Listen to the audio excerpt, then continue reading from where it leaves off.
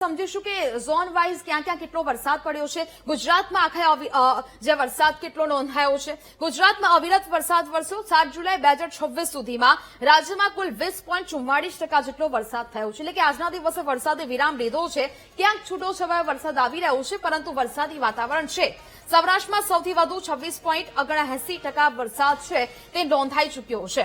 તો સૌરાષ્ટ્ર બાદ અલગ અલગ જે જિલ્લાઓ છે ત્યાં પણ વરસાદી વાતાવરણ। કચ્છમાં સૌથી ઓછો વરસાદ નોંધાયો છે, 1.92% વરસાદ નોંધાયો છે, જેને કારણે હજી પણ ખેડૂતો છે તે રાહ જોઈ રહ્યા છે વાવણીલાયક વરસાદની।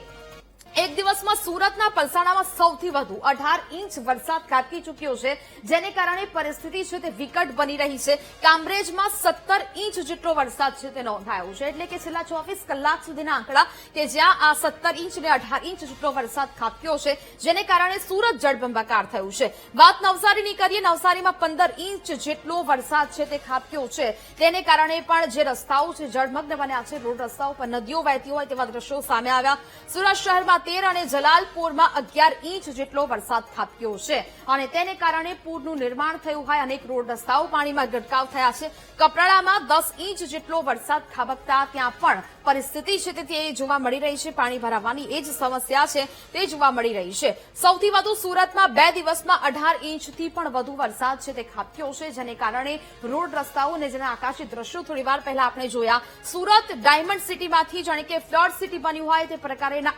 એક દ્રશ્યો અને તેના નજારાઓ છે તે સામે આવ્યા છે, અને લોકોની પરિસ્થિતિ જે દયનીય બની છે, કારણ કે લોકો ફસાયા છે, રેસ્ક્યુ તેમના કરવામાં આવ્યા। ડાયમંડ સિટી જળમગ્ન બન્યું। વરાછાથી લઈને વેસુ સુધી જળબંબાકારની સ્થિતિ સર્જાઈ છે, એટલે કે આખા જે વિસ્તારો છે વરાછાથી લઈને વેસુ સુધીના તે તમામ જગ્યાએ પાણી ભરાયા છે, જળબંબાકારની સ્થિતિ સર્જાઈ છે। વરસાદી પાણી દુકાનો અને ઘરમાં ઘૂસી જતા પરિસ્થિતિ ખૂબ વણસી રહી છે। લોકોના માલસામાનને નુકસાન થયું છે, ઘર વખરીને નુકસાન થયું છે।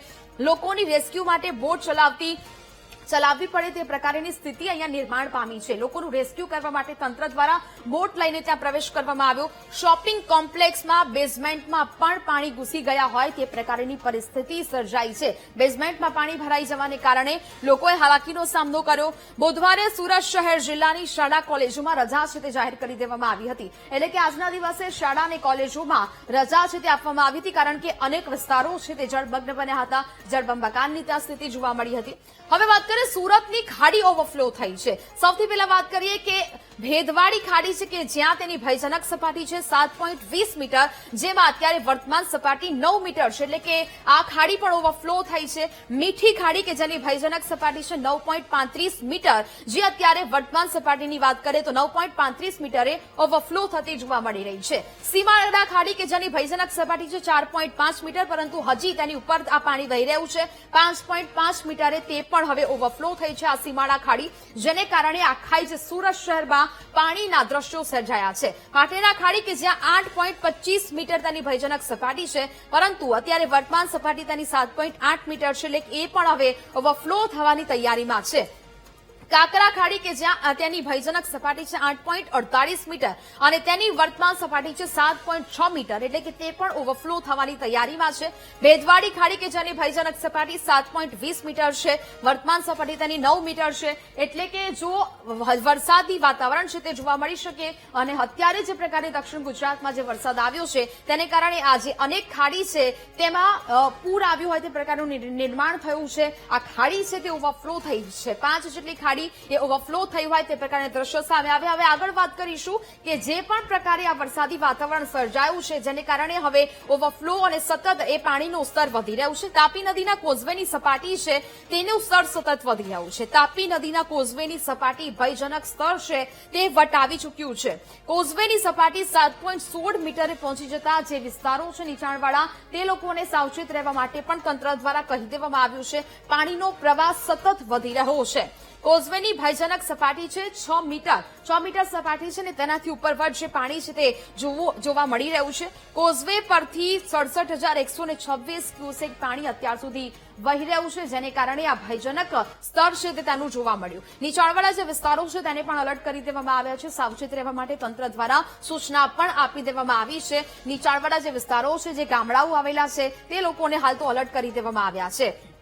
આગળ વાત કરીશું કે જે પ્રકારની પરિસ્થિતિ સર્જાઈ ઝોન વાઇઝ કેટલો વરસાદ થયો છે સુરતમાં સેન્ટ્રલ મુજબ વાત કરીએ તો અત્યારે સેન્ટ્રલ ઝોનમાં 12.6 ઇંચ જેટલો વરસાદ સુરતમાં ખાબક્યો છે જેને કારણે આ વિકટ પરિસ્થિતિ છે તે સર્જાઈ છે રાંદેરમાં 10.31 ઇંચ જેટલો વરસાદ થયો છે તેને કારણે આખો વિસ્તાર છે તે જળમગ્ન બન્યો છે કતારગામમાં પણ એ પ્રકારની સ્થિતિ સર્જાઈ છે કે જ્યાં કતારગામ ઝોનમાં 12.95 ઇંચ જેટલો વરસાદ ખાબકી ચૂક્યો છે 2 દિવસમાં વરાછા એ ઝોનમાં 17.87 ઇંચ જેટલો વરસાદ આ સૌથી વધુ વરસાદ વરાછામાં પણ થતો જોવા મળ્યો છે જેને કારણે આ સ્થિતિ સર્જાઈ વરાછા બી ઝોનમાં 18.7 ઇંચ જેટલો વરસાદ ખાબકતા ત્યાં પણ પરિસ્થિતિ વિકટ બનતી જોવા મળી હતી લિંબાયતમાંથી પણ એ દ્રશ્યો સામે આવ્યા કે જ્યાં 13.66 ઇંચ જેટલો વરસાદ આ 2 થી 3 દિવસમાં વરસી ચૂક્યો છે અઠવામાં પણ 9.53 ઇંચ જેટલો વરસાદ છે તે વરસ્યો જેને કારણે અનેક જે વિસ્તારો છે તેમાં પાણી ભરાવાની પણ સમસ્યા છે તે જોવા મળી હતી સાથે ઊંઝાની વાત કરીએ તો ત્યાં પણ 16.73 ઇંચ જેટલો વરસાદ નોંધાયો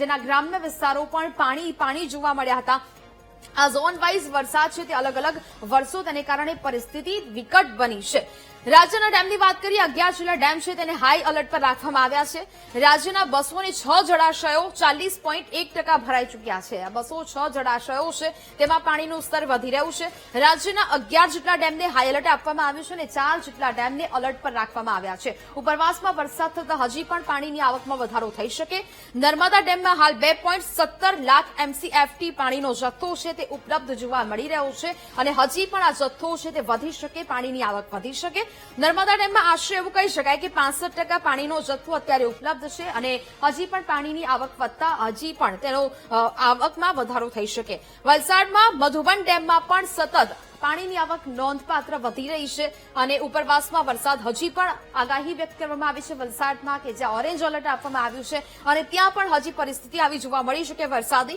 પૂરની સૌથી કરુણ અને હૃદયદાયક પરિસ્થિતિ એ સુરતની સામે આવી સુરતમાં લોકો લાચાર બની રહ્યા છે એક એવી ઘટના સામે આવી કે જ્યાં એક મધ્યમ વર્ગીય માતાની એ વેદના તેને કહી હતી અને તે સાંભળીને કોઈ પણ રૂવાડા ઉભા થઈ જાય 10 ફૂટથી પણ વધુ પાણી ભરાતા મહિલા રસ્તામાં જ ફસાઈ ગઈ નોકરીથી પરત ફરતી વખતે આ મહિલા છે ત્યાં ફસાઈ હતી સવારના 8 વાગ્યાથી જળબંબાકાર વચ્ચે ટ્રાફિક સર્કલ પર તે બેસી રહી હતી અવ્યવસ્થામાં કારણ કે પાણી એટલું ભરાયેલું હતું કે તે આગળ ન વધી શકે એક તરફ તેની લાચારી અને બીજી બાજુ ઘરે એકલા મૂકેલા તેના ત્રણ માસૂમ બાળકોની ચિંતા તેને સતાવી રહી હતી તેને કારણે તેના આંખોમાંથી એ આંસુ છે તે નતા સુકાઈ રહ્યા કારણ કે એ પ્રકારની આ સ્થિતિ સર્જાઈ હતી કેટલાક લોકોનું રેસ્ક્યુ કરવાની પણ તંત્રને ફરજ પડી સુરતમાં વિકટ પરિસ્થિતિ વચ્ચે 3400 જેટલા લોકોનું રેસ્ક્યુ કરવામાં આવ્યું છે તેમનું સ્થળાંતર કરવામાં આવ્યું છે કેટલાક લોકોને પાણીમાંથી બહાર કાઢવામાં આવ્યા બચાવવામાં આવ્યા છે પરંતુ આ વરસાદી દુર્ઘટનામાં 9 જેટલા લોકોના મોત થયા છે ક્યાંક વૃક્ષો ધરાશાયી થયા ક્યાંક કરંટ લાગવાને કારણે આ બધી જ પરિસ્થિતિમાં 9 જેટલા લોકોના મોત થયા એનડીઆરએફની 3 અને એસડીઆરએફની 4 ટીમ અત્યારે સતત કામગીરી છે તે કરતી જોવા મળી રહી છે એટલે કે આ પ્રકારની પરિસ્થિતિ સુરતમાં બની છે દયનીય સ્થિતિ બની છે લોકો લાચાર બન્યા છે વેપારીઓને દુકાનોમાં પાણી ઘૂસી જવાને કારણે માલસામાનને નુકસાન પહોંચ્યું ઘરોમાં પાણી ઘૂસી જવાને કારણે લોકોનું જે માલસામાન છે તેને પણ નુકસાન થયું ઘરવખરીને નુકસાન થતું જોવા મળી રહ્યું છે પરંતુ ધીરે ધીરે હવે આ પાણી ઓસરે અને લોકોની પરિસ્થિતિ છે તે સુધરે અને લોકો